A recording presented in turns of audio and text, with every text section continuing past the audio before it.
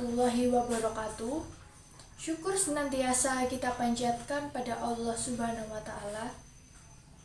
Terima kasih atas kesempatan yang telah diberikan pada saya, sehingga pada kesempatan kali ini saya dapat menyampaikan sepatah dua patah kata mengenai pembelajaran tatap muka terbatas di SMA Negeri 9 Malang.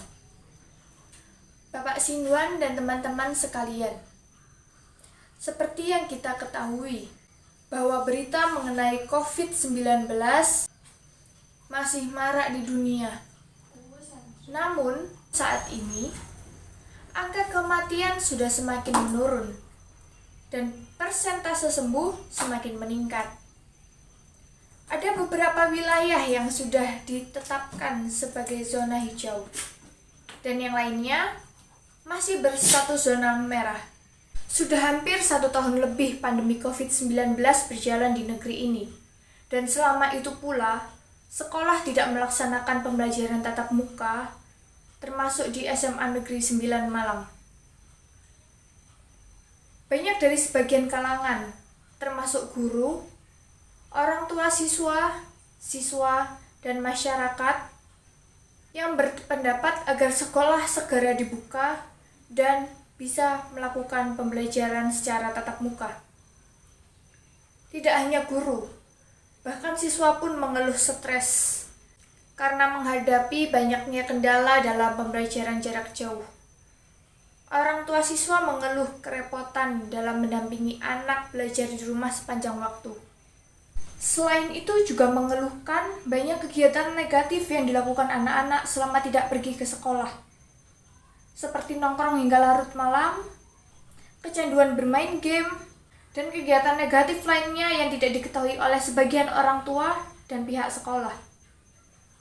Namun belakangan ini, SMA Negeri 9 Malang sudah mulai terapkan pembelajaran tatap muka terbatas atau PTMT, sehingga sekolah berupaya untuk mendorong siswa-siswinya agar bisa melaksanakan PTMT dengan menggenjot program vaksinasi terhadap semua kalangan, baik siswa dan Bapak Ibu guru. Sehingga dengan terlaksanakannya vaksin, sekolah mengharapkan agar risiko paparan terhadap COVID-19 lebih kecil dan pembelajaran bisa dilaksanakan dengan lebih aman dan tertib.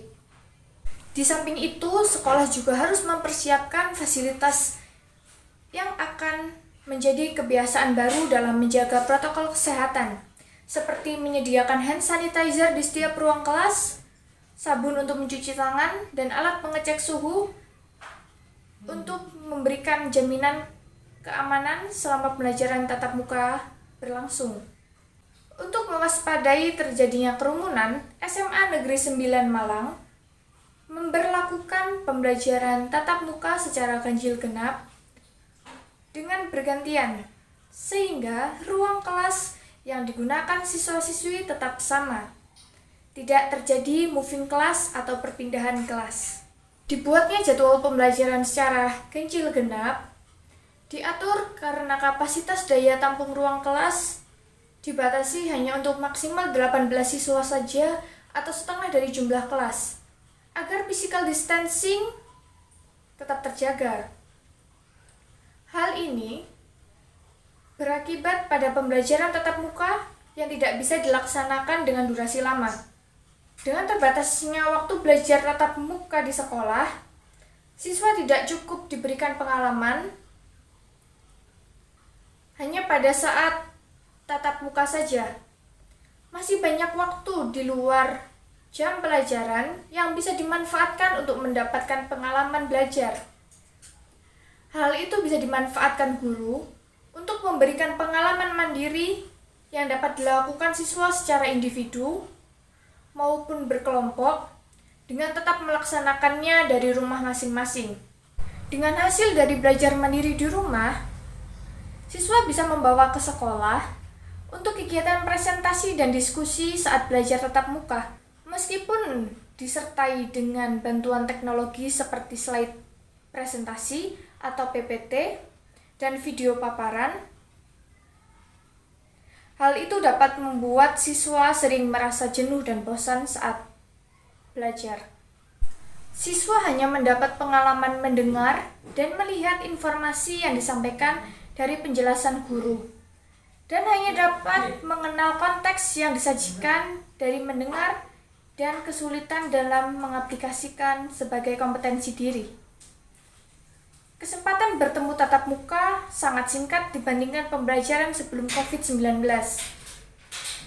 Tentunya waktu yang singkat tersebut sangat berarti bagi siswa untuk mendapatkan pengalaman belajar yang efektif. Sehingga siswa akan belajar dari hafalan konten buku dan modul yang merupakan belajar dengan pola lama yang banyak dilakukan pada masa sebelum pandemi. Banyak yang beranggapan bahwa semakin banyak hafalan dan terlatih dalam mengerjakan soal tes, semakin tinggi nilai yang siswa dapat pada saat ujian dan bisa lulus sekolah. Namun pada kenyataannya, tak sedikit siswa yang mendapat nilai tinggi pada saat ujian, dan sebagian besar dari mereka masih kesulitan mengaplikasikan pengetahuan mereka dalam kehidupan sehari-hari.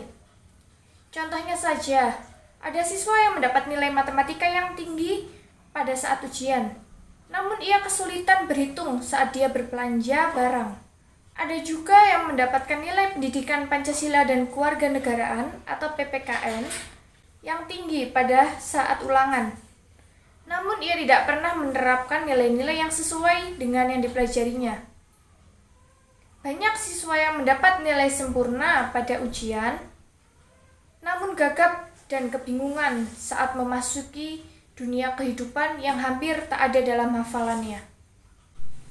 Di samping itu, ujian nasional yang dulunya menjadi syarat kelulusan kini sudah ditiadakan dan dinilai tidak sesuai dengan tujuan pendidikan nasional yang membuat siswa belajar hanya untuk ujian dan latihan soal. Namun jika melihat kondisi yang sekarang, sistem ekonomi tidak stabil dan sistem pendidikan yang kurang efektif, sehingga hal ini dapat mempengaruhi cara belajar siswa. Yang diharapkan dari pembelajaran tatap muka adalah siswa akan lebih siap untuk hidup dan masuk dunia kerja jika sekolah tatap muka dibuka kembali dengan pola yang mengkombinasikan belajar di sekolah dan lingkungan kehidupan sehari-hari. Sehingga apa yang murid peroleh di sekolah dapat langsung ia terapkan di kehidupannya dan permasalahan yang dia temui di rumah bisa dia bawa ke sekolah untuk dijadikan bahan diskusi dan materi belajarnya.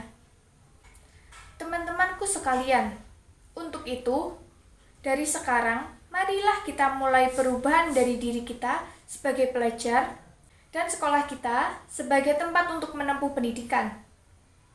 Pandemi COVID-19 ini tentu telah memberikan kita pengalaman yang berharga untuk menjadi diri yang lebih baik. Beradaptasi dengan kebiasaan baru pasti tidaklah mudah, penuh kegagapan dan ketidaknyamanan.